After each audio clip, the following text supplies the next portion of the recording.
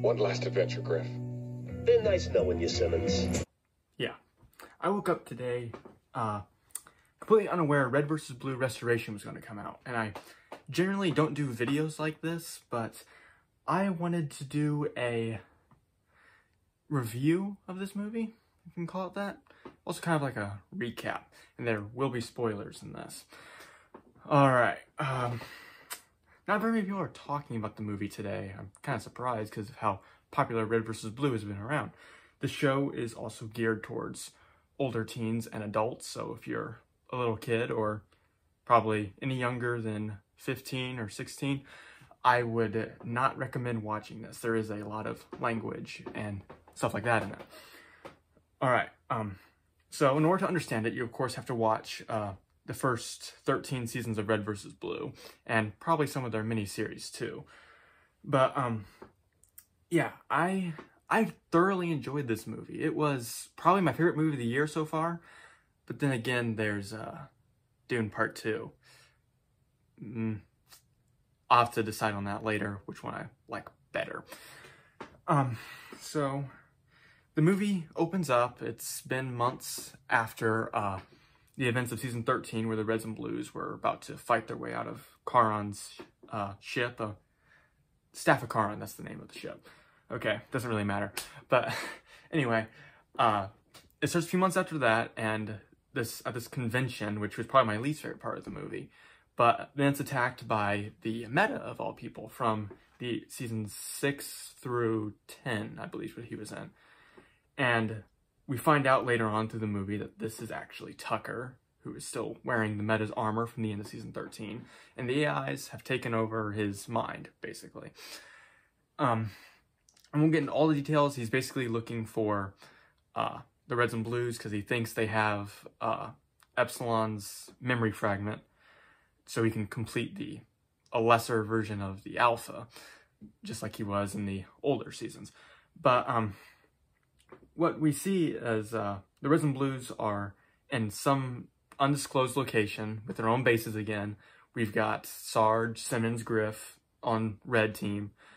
Caboose and Sheila are over on Blue team, which kind of surprised me Sheila was there, but makes sense. I mean, she was on the ship too with them. And Lopez is there, but what I didn't like is this, you only see Lopez once in the whole movie, and I wish he had more screen time. Donut, to my surprise, is not in the movie whatsoever. I thought he was going to have a much bigger role. I thought they were just keeping him out of all the trailers, but no.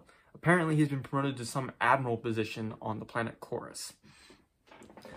Anyway, I'm running through it pretty fast. We see Wash in the hospital, recovering from another injury. I should specify, seasons 14 through 18 are no longer canon, but we do see characters that appeared in those seasons.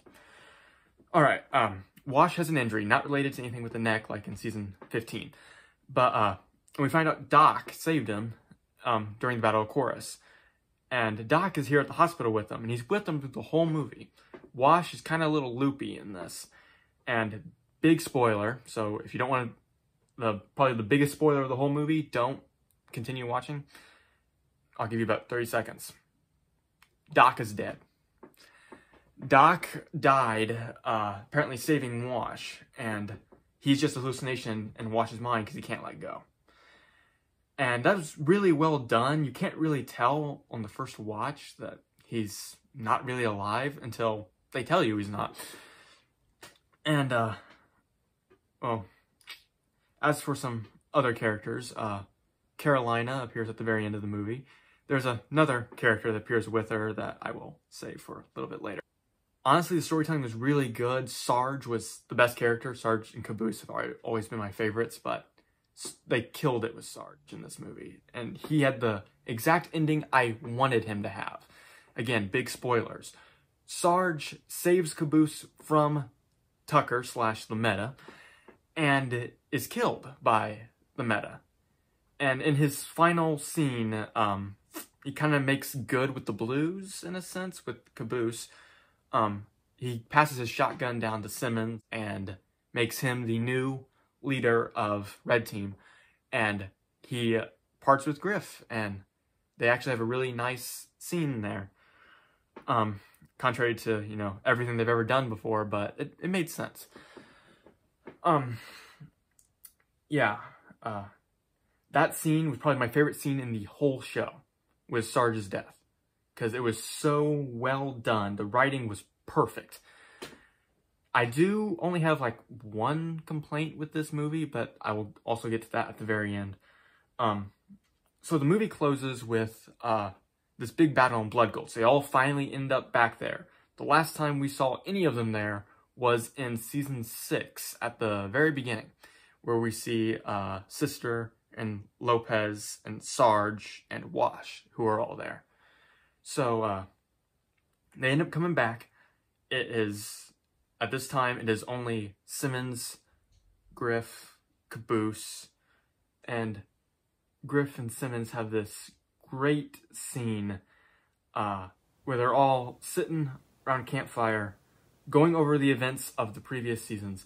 It was a nice way to kind of round out their whole story together, and also the calm before the storm before Tucker shows up to kill them all. So they end up getting everything ready, and Caboose is off with this. And he finds the robotic body that was preserved in Blue Base for the Alpha AI in case of emergency, just like in the earlier seasons they said that's why the Lopez robot was there, for an extra, just in case. Well, turns out Blue Base had one too, just hidden behind a wall. So they end up getting this body, and Caboose uses the stories that Griff, Simmons, and himself told to the memory unit and to each other.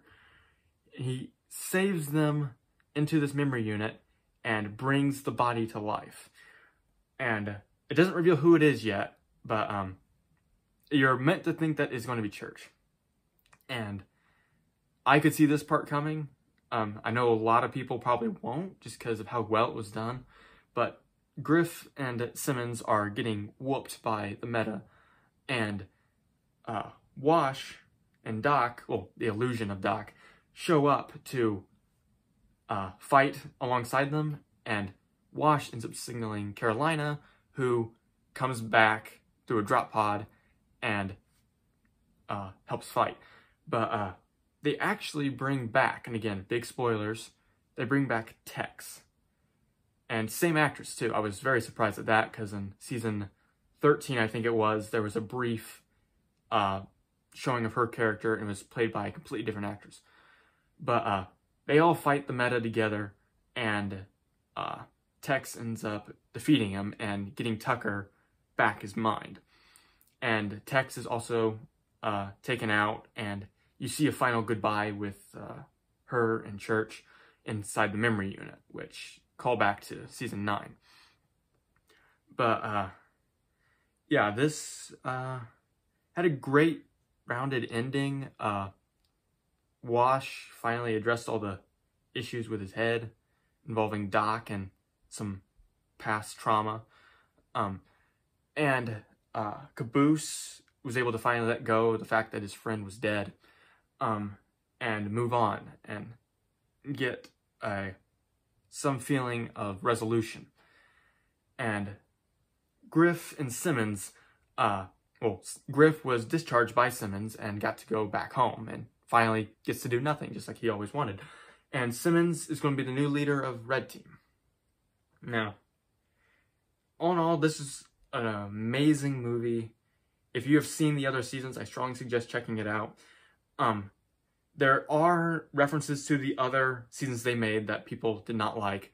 The character of, who was it? Oh yeah, there was a character, I can never remember her name, from Red vs. Blue Zero, who does appear. It's just a brief cameo, so doesn't ruin the movie. But we also see some little flashes of a movie or something that's being made of Red vs. Blue, with some shots from the other seasons, especially season 16.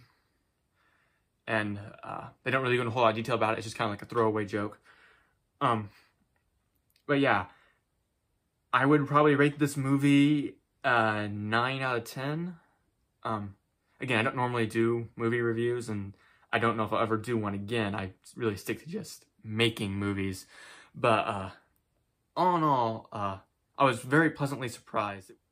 Yeah, it's been 21 years since the series started.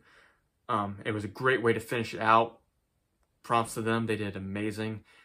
I'll probably be watching it once or twice more this week alone, and I'll be rewatching the whole series again up through season 13. But yeah, so I would love to hear what you guys think about this movie if you saw it.